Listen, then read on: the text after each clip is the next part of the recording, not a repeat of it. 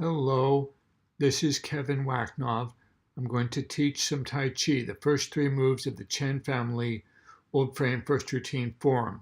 It's just called the form, Chen family. Okay, let me start this. Now, I'm in my room. You can practice in your room. You don't need a lot of space. Now, the first thing you want to do is stand still.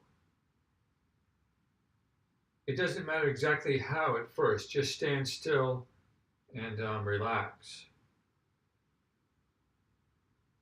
But then as you start to relax, you make little adjustments to your posture, and there's lots of little adjustments to be made. But don't worry about it. Just try to straighten up a little bit, relax the shoulders, try to make the hips level, the knees slightly flexed, the feet shoulder width, and just stand for, say, 3 minutes. I'll stand with you for 3 minutes. Try to calm down and just relax. Make little adjustments.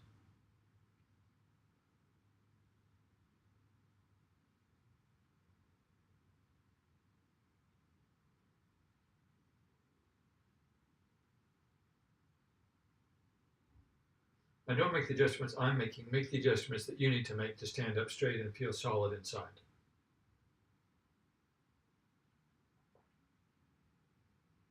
But people are not solid inside. Your experience is all over the place. So just try to be with your experience, settle down.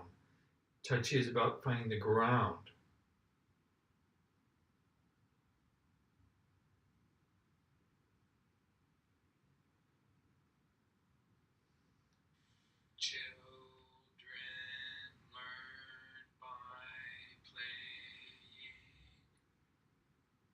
Now you want to feel your legs. Your thighs have strong muscles. These are the main muscles you're using to push yourself left and right. The thigh muscles. And your back has some interesting features. The back has three curves. See, it has the lumbar curve, which goes in. Usually people are like this too much. In Tai Chi, you kind of want to, if you tuck the tailbone, this flattens out. This part flattens out slightly. But when it flattens out, you kind of hunch forward. See, so then you want to straighten up the thoracic, the chest back. Straighten this up and then relax it. You don't worry about that too much. But then there's the neck, the third curve of the back. You want to kind of pull your neck back and tuck your chin. Now, of course, you don't want to freeze. You don't want to put a lot of effort just to stand up straight. We just kind of know that these three curves have muscles which straighten them. Children learn by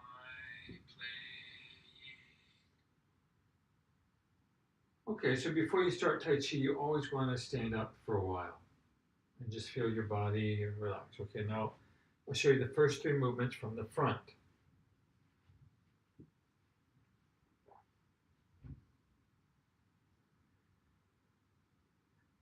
So you kind of sink down at first. I'm exaggerating it. You kind of sink your energy down while you're raising your arms up and forward. You raise them to shoulder height and the fingers kind of stick forward but in a soft way. So the energy shoots out, but you don't flick your fingers. Okay, let's do that again. Okay, relax, rebalance, rebalance, rebalance, and then start.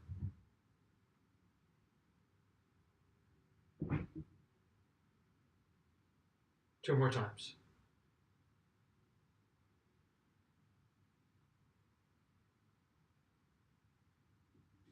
Children learn by playing. Okay, here we go.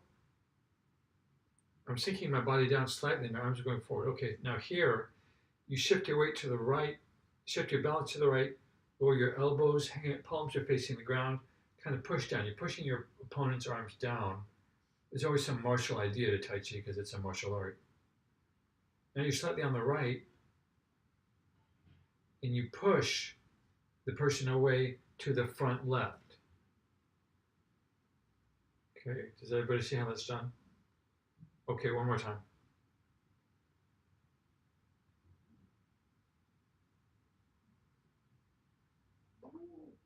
I mean, I don't know this very well. I've been practicing, but I mean, I'm not a master. I'm just a student. I just like to share. Okay, now shift your weight to the left. See how you can balance on one leg? This is, if you're not used to balancing on one leg, this is very difficult. So you bring the leg that's up in closer to the calf or the heel or the Achilles tendon of the left foot. Then slightly step back with the toe. Sink down on the weight on the leg that's still weighted. See, I'm sinking down to the left leg, it's still weighted, but the right heel comes down. Then what happens is you rotate the left hand up. And the idea is that you have your opponent's arm. The right side has the wrist, the left side has the elbow. Then you shift your weight to the back, the right leg, leave the arms kind of stationary, they go with the body. Now you're in the back.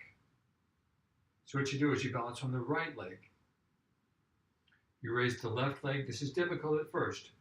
And you hook your opponent's foot. You're bringing in your left foot, and you kind of look forward, so you're balancing on one leg. Now, if you keep your leg lower, it's easier to balance. Okay. Let's do this one more time together.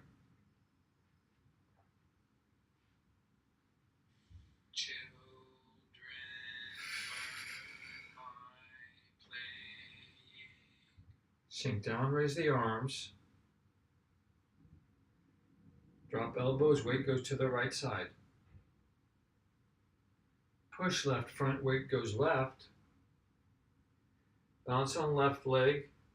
Arc step the right toe to the back. Sink on the weighted leg. Left hand goes up. Shift to the back. Arms go with the body. Hook the foot.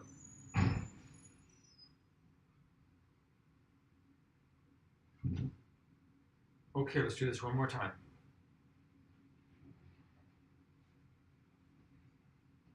Rebalance, rebalance, rebalance.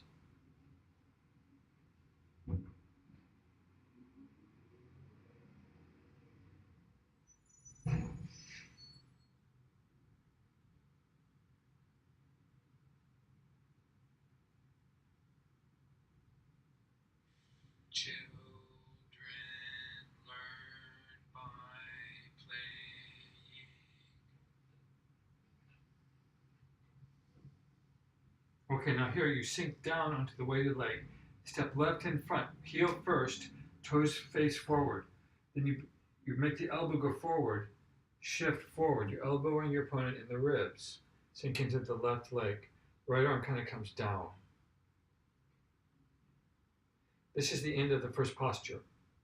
But let's keep on going. Let's do the second posture too. Shift to the back so you can rotate the left leg and heel without weight on it. Shift to the front. The left arm comes up, blocking your opponent's face. We're balancing on one leg again. Lift the right leg, balance on the left leg. It circle steps near the heel of the other foot, left foot. Step with the toe left in front. The right hand comes up, strikes the groin of opponent. Then you do a joint lock. You have the joint locking the elbow with your right hand. Okay, now the hands are like this. Make a fist right, left hand rotates. Then you put the fist in the palm. Raise the knee, punch up. This is a Chen strike and a groin strike. Left hand kind of goes down a little bit. Then stomp on the foot, opponent's foot on the right. Now don't worry if you don't know exactly where your opponent is, but these are the ideas. Then you shift your weight to the right, and you're balanced. That's posture 2, called Jin Ging Pounds with Pestle. Now let's do posture 3, which is called grab and tuck in the robe. Open the fists. Shift weight to the left, cross the wrists. Shift to the right, right hand goes up, left leg goes left, left hand opens left leg. You're on the right. Weight's on the right. Then shift to the left hand comes up, the right hand goes down. The right hand comes up. It's like the arm picking up the leg. Step to the right, left hand on right forearm. Push your opponent away. Shift to the right, open left, see this goes by the belly and sits on the hip. Push to the right. It's called grab and tuck in the robe. You know, it looks like you're tucking in a robe. Let's do that again. Let's do it 2 times. I won't say anything. We'll just do it.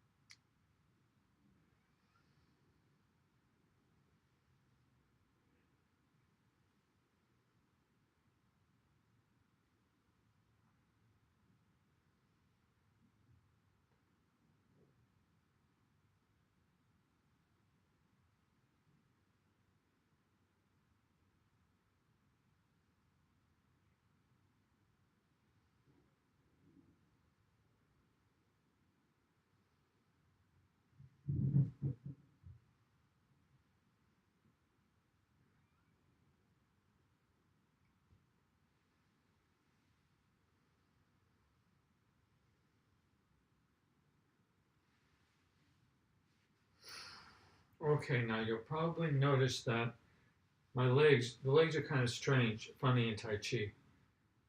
Now the reason for this is that the knees have to point over the toes. See, the knee is a hinge. You can only move this way.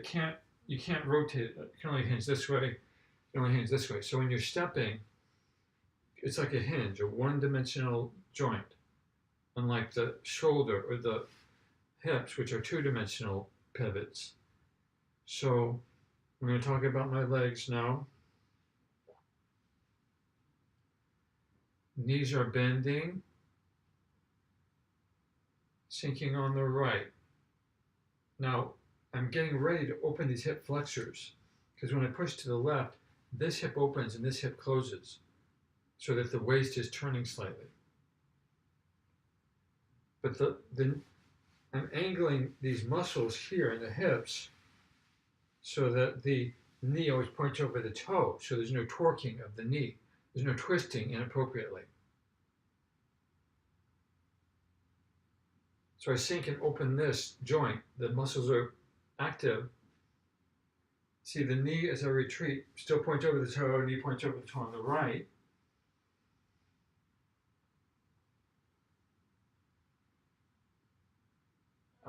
Okay, sinking down. Okay, let's stop.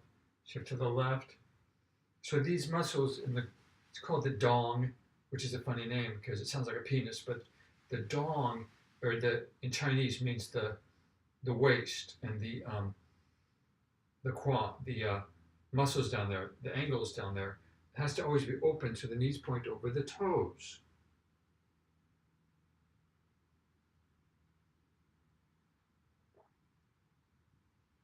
So you're always feeling that region and making special adjustments there. See, this one's opening, this one's closing when I rotate to the left slightly. And then this one's closing, this one's opening. You're always paying attention to that. There's little angles of your hips and your knees and your shoulders, and relax your shoulders all the time and stuff like that. You probably notice my shoulders are too tight. They are too tight. I really have it. My shoulders are a little bit too tight all the time. I don't know why that is. You should relax your shoulders more than I do. Okay. Let's try it from another angle. Postures. You always start by standing still because people get these little agitations so easily. You want to calm down your little agitations if you can.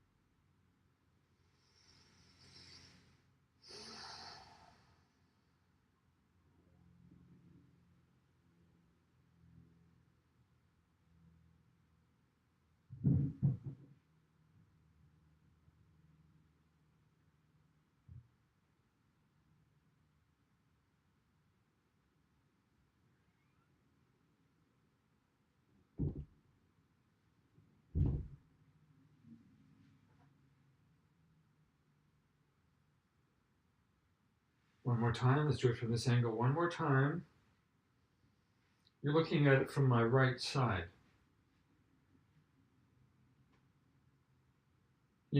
The camera's facing the right this time. Okay.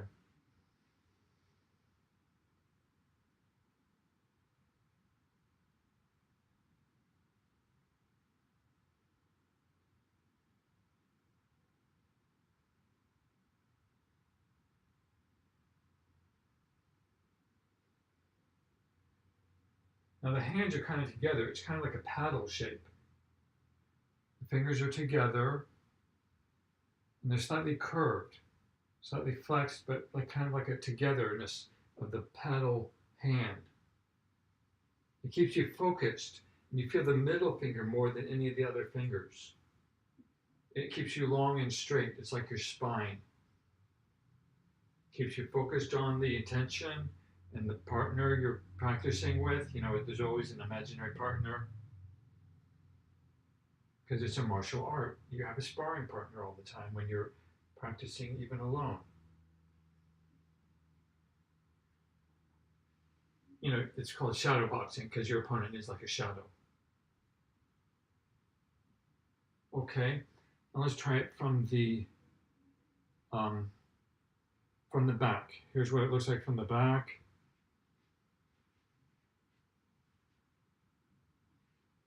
Let me see, am I in the mirror? Am I in the window?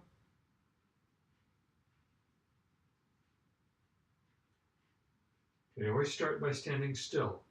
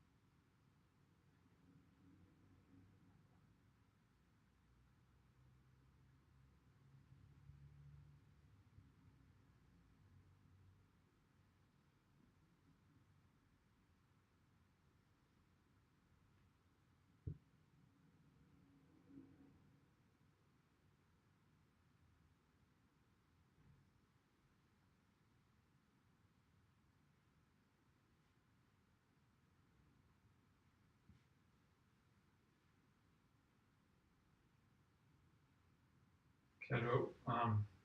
One more time, facing the back.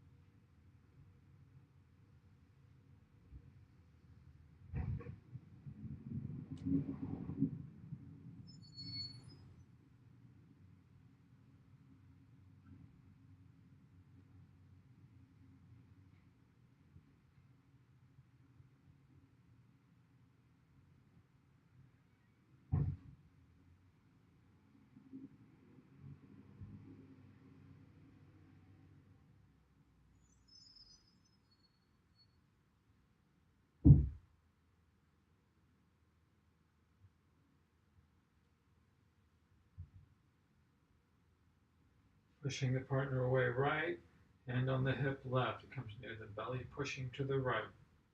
Weight's on the right.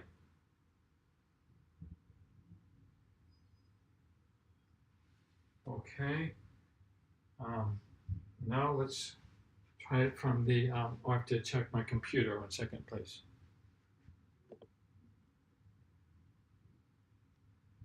Okay. Now let's try it from the left. You're looking at it from the left side.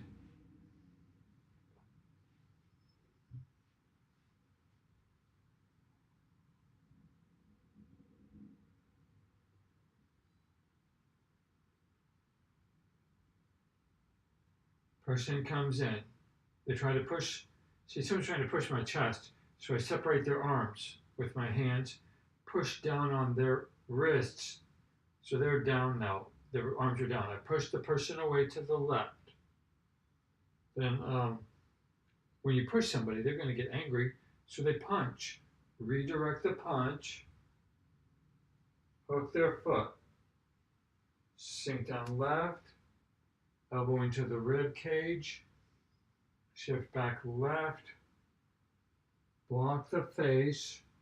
Step with the toe. Strike the groin. Joint lock the arm, the elbow of the opponent. Punch in chin. Knee to the groin. Stomp down on foot. Someone grabs my wrists. Break off their grip. Person comes in. Intercepted on the right. Let the person come in. Store the energy, then push them away on the right. Now, when you're doing this, it's hard to imagine all these people coming in from different angles. They're kind of different applications all tied together into a tight little form. So don't be concerned that you can't imagine exactly a single person that's attacking you from all these angles, because it doesn't really work like that. Okay, so this one more time.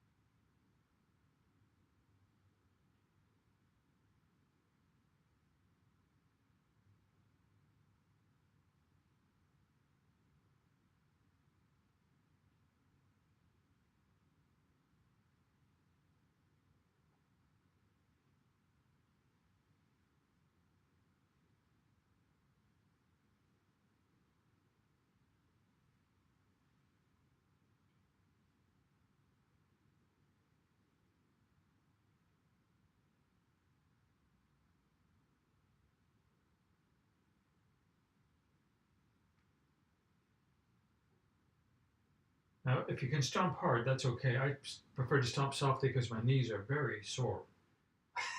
And they can get sore very easily.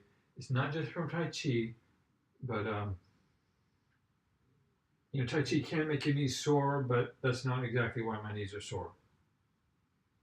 Okay, so I don't stomp hard, but when you do that stomp motion, a lot of people they love to stomp hard. It's very yang, in Tai Chi, In Chen Tai Chi, there's fast moves and slow moves. But these are all slow moves pretty much, except the stomp is kind of fast sometimes. Okay, so I'm about done with this. I should mention something like this. There's three centers of the human body. You have the heart, where you express feelings, the head, where you do your taxes and rational computations and think about, and then the belly, which moves the body. See, Tai Chi, it's like the belly rotating around moves all the limbs. It's kind of like a swimming dragon type of phenomenon when you're doing Tai Chi. So one way to train this is to use a weighted object. If I had a dumbbell, I'd use a dumbbell, but this is like a 3-pound ball. Just use something really simple, but this ball is good too. I'm moving the center to move the external opponent or bot. Using the internal to move the external world. And this happens at all three levels. You move your heart to move the world of the heart of the world. You move your head to move the head of the world. You move your belly to move the belly of the world, or your just opponent. So, it's that Eastern thing. The internal controls the external. But here it is in Tai Chi.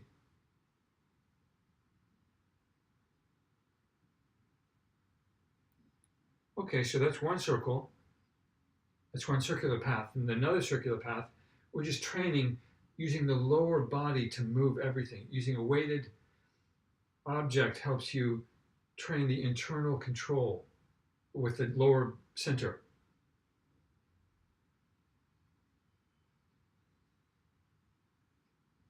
It's whole body motion. Every little muscle is moving a little bit in theory.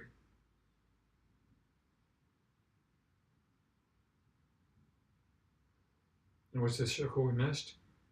Oh, this one.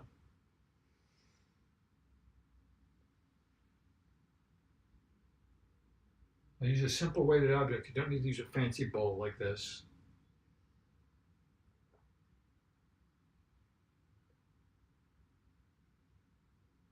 See, I really feel the inside of my body working in ways that it doesn't usually work because I'm up in my head all the time. See, I have all these postures. I'm a cerebral guy, but Tai Chi gets me into my body. I'm more like an animal, a smart animal. But what I'm trying to say is, when you think a lot, you lose your body. So you lose your animal instincts and body. So the Tai Chi gets you into your animal nature without being like an evil animal or a crude animal. You know what I'm saying? Gets you into your body. Okay. Thank you. Have a good day. Goodbye.